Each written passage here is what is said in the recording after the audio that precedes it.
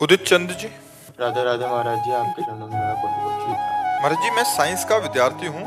मैं एक एग्जाम की तैयारी कर रहा हूँ। मेरी समस्या है कि मैं पूरी मेहनत से परीक्षा की तैयारी कर रहा हूँ। क्लास में हर प्रश्न का उत्तर भी देता हूँ, किंतु कोई भी परीक्षा के समय मैं घबरा जाता हूँ। प्रश्न का उत्तर भी गलत कर देता हूँ, जिससे मेरे नंबर अच्छे नहीं आते। ऐसे में परीक्षा के समय कैसे धैर्य रखूं? नाम जप करो, धैर्य आ जाए। 5 वर्ष का प्रहलाद बालक है और हिरण्यकश्यप से दैत्यराज कह के बात करता है, और आग में जलाया जाता है, विष पिलाया जाता है, सर्पों से कटवाया जाता है, हाथियों से रौंदाया जाता है, समुद्र में पत्थर बांध के डुबाया जाता है, पहाड़ से दबाया जाता है, बिल्कुल भयभीत नहीं होता, सिंह की तरह रहता है। क्यों? हरि नाम चल रहा है। मीरा जी को कितना सताया जा रहा है, बिल्कुल घबराती नहीं, क्योंकि नाम चल रहा है। तो इसलिए नाम जप करो और ब्रह्मचर्य का पालन करो। ब्रह्मचर्य में एक जोश होता है, एक उन्माद होता है, एक जिद्दी स्वभाव होता है। हारने का स्वभाव ही नहीं होता ब्रह्मचारी का। जहां हारने का स्वभाव होता है वहीं वो विजय प्राप्त करता है। जैसे ठंडी में बहुत प्रारंभ में ठंडी लगती तो गंगा जी में जा खड़े हो जाते हैं, अब मंत्र जप करते हैं। धीरे धीरे शरीर को ऐसा अभ्यास हो गया, ठंड हवा अभ्यास योग युक्त है। डरो किस बात से, किस बात से घबराहट? जब हमारी वीर शक्ति क्षीण हो जाती है, स्मृति कमजोर होने लगती, तो घबराहट पैदा होने लगती। हमें अपने ऊपर विश्वास नहीं होता, तभी तो घबराहट पैदा होती है। नहीं नहीं, नाम जप करो, थोड़ा व्यायाम करते हो, दंड बैठक मारते हो, हाँ, ब्रह्मचर्य से रहो और सात्विक भोजन करो और नाम जप करो। एकदम हाजिर जवाब, एकदम सिंहवत रहो।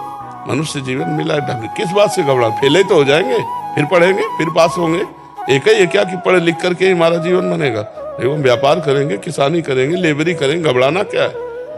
बिल्कुल मस्त रहना चाहिए, घबराना नहीं। बहुत याद करो, घबरा गए तो भूल गए। महाराज जी, बहुतों का प्रश्न है। हाँ, काफी जो बच्चे होते हैं पढ़ते हैं, वो मेन इंटरव्यू में या मेन परीक्षा में।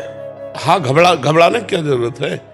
पढ़े जो हमने पढ़ा लिखा है, अगर हम घबरा जाएंगे तो पढ़ा लिखा जो भी है वो भी भूल जाएंगे। इसलिए घबराने और इससे रोकने के लिए नाम जप की जरूरत है, ब्रह्मचर्य की जरूरत है, सात्विक आहार की जरूरत है, और अपने को स्वभाव को बदलने की जरूरत है। लूज स्वभाव नहीं रखना है, एकदम कट्टरता से उत्तर देना। जितना आता है उतना उत्तर दिया, फेल हो गए, कोई बात नहीं, आगे फिर पढ़ेंगे। महाराज जी, उसमें 2 कारण बच्चे बताते हैं। वो कहते हैं कि एक तो 1 साल पूरी परीक्षा के लिए तैयारी की, दूसरा माता पिता का 1 साल पैसे लगे और फिर फेल हो गए, और समाज का और माता पिता का। कुछ नहीं सोचना चाहिए, कुछ नहीं सोचना चाहिए। समाज क्या समझे? प्रेशर तो दिमाग में हमारे पड़ रहा है, समाज से क्या मतलब? पहले फ्री हो जाओ, एकदम मस्त, फेल होंगे या पास मुझे कोई चिंता नहीं।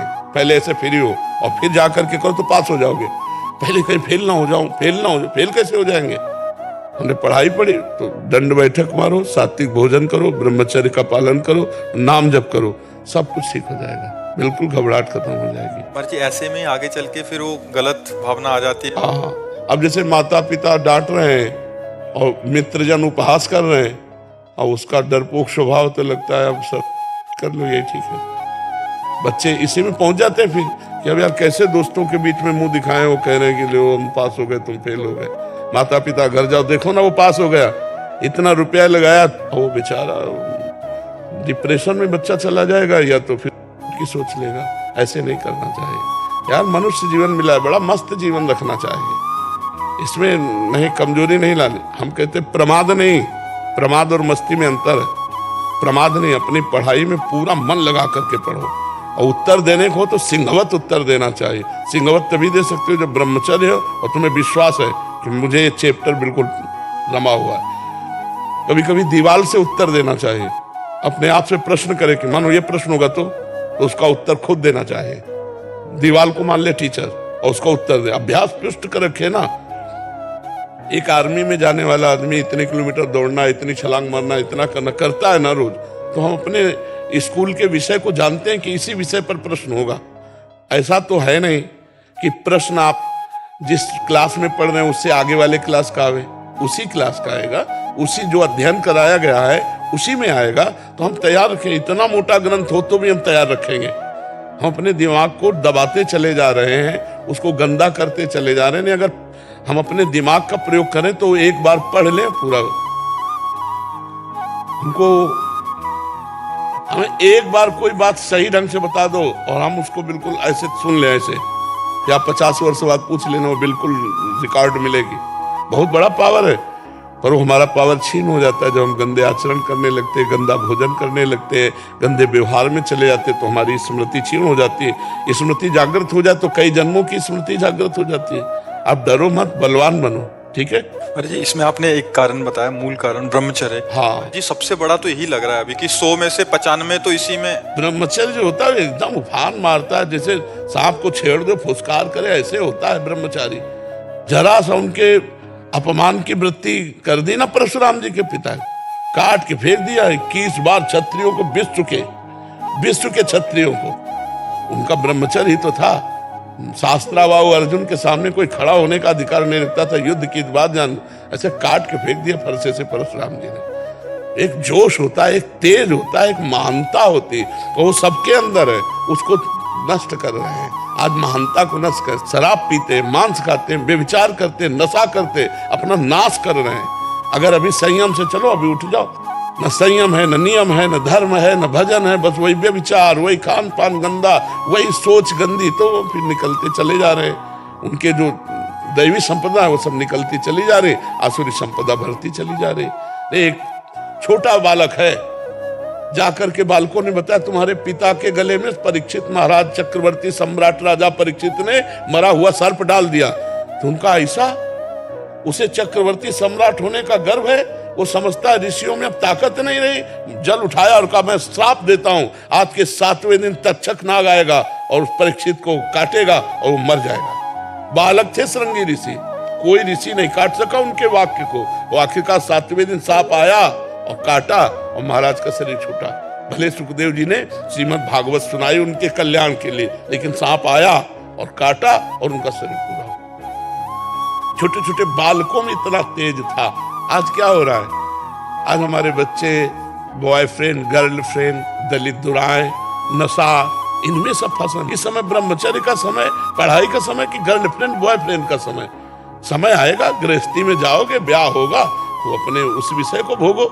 ये अभी विषय भोगने का टाइम है, नई अवस्था है, अपने लक्ष्य की प्राप्ति का समय। तो सब नष्ट भ्रष्ट हो रहे। माता पिता कुछ कहें, लड़के उनको धमकी दे रहे हैं, ज्यादा कहें तो लड़के उनको मारे दे रहे हैं, माँ को पिता को लड़के मारे दे रहे हैं। आज शासन खत्म हो रहा है, इसीलिए सब न अपने ऊपर शासन है, न माता पिता का शासन मान रहे हैं, न शास्त्रों का शासन मान रहे हैं, तो मनमानी आचरण करके भ्रष्ट होते चले। वो धमकी दे रहे हैं माता पिता को, बेचारे प्यार में चुपचाप दबे रहे हैं, और इतने दबे हैं, कोई डंडा मार रहा है, कोई घर के बाहर निकाल रहा है। ये है आज की पढ़ाई का फल नए नए बच्चों के, जहाँ विद्या विनयम ददाति। माँ को भगवान के समान मानना चाहिए, पिता को भगवान के समान मानना चाहिए, विनय युक्त व्यवहार करना चाहिए, नशा प्रपंच से दूर रहना चाहिए, दूसरे की माताओं बहनों को पवित्र भाव से देखना। ये ज्ञान है, तो अज्ञान की धूम मच रही है। अगर कोई दूसरे की बच्ची को छेड़ रहा है तो वीडियो बना सकते हैं, लेकिन बचा नहीं सकते। आज का समय ऐसा है, प्राण चाहे निकल जाए, कूद पड़ना चाहे। भेड़िए की तरह तुम्हारा स्वभाव हो गया है। जहां माता मैंने देखी, सोने की जंजीर देखी, खींच लिया, वो गिर पड़ी, वो ऐसे उपद्रव किए। ना कोई शास्त्र शासन मान रहा है, ना अपनी इंद्रियों पर शासन कर रहा है, ना माता पिता का। अच्छा, माता पिता भी एक सीमा तक डांट सकते हैं, अब बच्चे सयाने हो गए, क्या डांटे?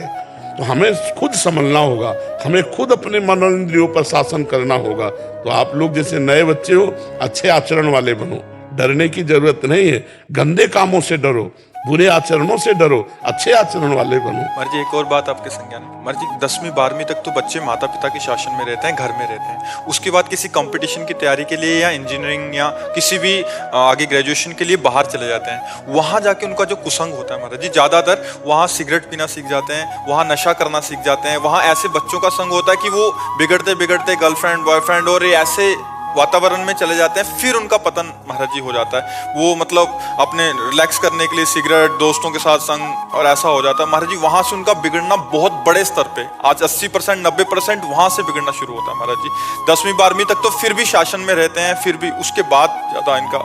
हमको तो ऐसा लगता है कि हमको खुद अपने जीवन को बचाना पड़ेगा। हमें कोई बचा सके ऐसी आशा मत रखो। अगर आप अपने को बचाना चाहोगे तो कहीं भी जाओ, आपको कोई नहीं गिरा सकता। और जब आप गिरना चाहोगे तो कहीं जाओ चाहे ना जाओ, आप अपने आप गिर जाओगे। अपने को मजबूत रखना है, कोई नशा नहीं करना, और ये गर्लफ्रेंड बॉयफ्रेंड वाला जहर वाला भावना है तो बहुत बढ़िया रहेगा। अब अभी नए नए बच्चे पढ़ाई में मन लगाओ कि गर्लफ्रेंड में मन लगाओगे? अरे जब दुल्हन आ जाए तो खूब मन लगाओ, नौकरी करो, और दुल्हन लड़का बच्चा हो, गृहस्थी में तो सब है ही है, तो थोड़ा 20-25 तक तो थोड़ा अच्छे बन जाओ, इसके बाद गृहस्थी में चले जाना, क्या परेशानी। अब अभी 13-14 के हैं, 18-15 के हैं, गर्लफ्रेंड बोले 2 गर्लफ्रेंड बोले 3 गर्लफ्रेंड।